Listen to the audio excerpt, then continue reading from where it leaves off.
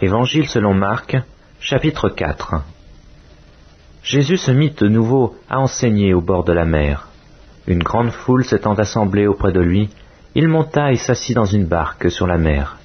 Toute la foule était à terre sur le rivage. Il leur enseigna beaucoup de choses en paraboles, et il leur dit dans son enseignement, « Écoutez, un semeur sortit pour semer. Comme il semait, une partie de la semence tomba le long du chemin. Les oiseaux vinrent et la mangèrent. Une autre partie tomba dans un endroit pierreux, où elle n'avait pas beaucoup de terre. Elle leva aussitôt, parce qu'elle ne trouva pas un sol profond. Mais quand le soleil parut, elle fut brûlée et sécha, faute de racines. Une autre partie tomba parmi les épines. Les épines montèrent et l'étouffèrent, et elle ne donna point de fruits. Une autre partie tomba dans la bonne terre. Elle donna du fruit qui montait et croissait, et elle rapporta 30, 60 et 100 pour un. Puis il dit, que celui qui a des oreilles pour entendre, entende. Lorsqu'il fut en particulier, ceux qui l'entourèrent avec les 12 l'interrogèrent sur les paraboles. Il leur dit, c'est à vous qu'a été donné le mystère du royaume de Dieu. Mais pour ceux qui sont dehors, tout se passe en paraboles, afin qu'en voyant, ils voient et n'aperçoivent point, et qu'en entendant, ils entendent et ne comprennent point, de peur qu'ils ne se convertissent et que les péchés ne leur soient pardonnés. Il leur dit encore, vous ne comprenez pas cette parabole? Comment donc comprendrez-vous toutes les paraboles? Le semeur sème la parole. Les uns sont le long du chemin, où la parole est semée. Quand ils l'ont entendue, aussitôt Satan vient et enlève la parole qui a été semée en eux. Les autres, pareillement, reçoivent la semence dans les endroits pierreux. Quand ils entendent la parole, ils la reçoivent d'abord avec joie. Mais ils n'ont pas de racine en eux-mêmes. Ils manquent de persistance, et dès que survient une tribulation ou une persécution à cause de la parole, ils y trouvent une occasion de chute. D'autres reçoivent la semence parmi les épines.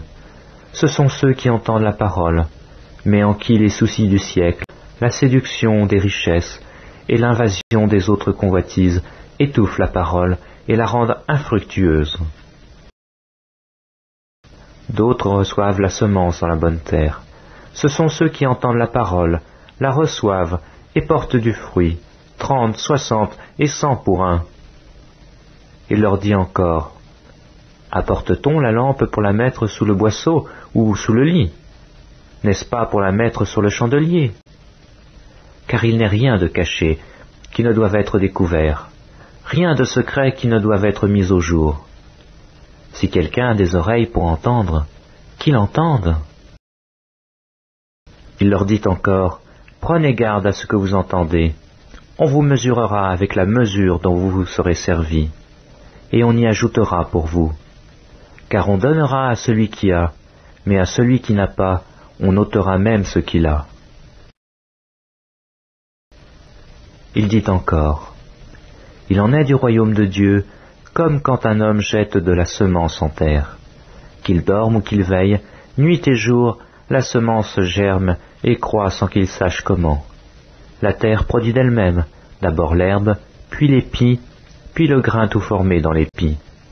Et dès que le fruit est mûr, on y met la faucille, car la moisson est là. Il dit encore, à quoi comparerons-nous le royaume de Dieu? Ou par quelle parabole le représenterons-nous? Il est semblable à un grain de sénévé, qui lorsqu'on le sème en terre, est la plus petite de toutes les semences qui sont sur la terre. Mais lorsqu'il a été semé, il monte, devient plus grand que tous les légumes, et pousse de grandes branches, en sorte que les oiseaux du ciel peuvent habiter sous son ombre. C'est par beaucoup de paraboles de ce genre qu'il leur annonçait la parole, selon qu'ils étaient capables de l'entendre. Il ne leur parlait point sans paraboles, mais en particulier il expliquait tout à ses disciples. Ce même jour, sur le soir, Jésus leur dit, « Passons à l'autre bord. » Après avoir envoyé la foule, ils l'emmenèrent dans la barque où il se trouvait. Il y avait aussi d'autres barques avec lui.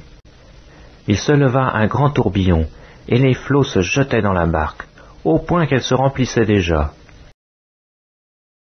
Et lui, il dormait à la poupe, sur le coussin. Ils le réveillèrent et lui dirent, « Maître, ne t'inquiètes-tu pas de ce que nous périssons ?»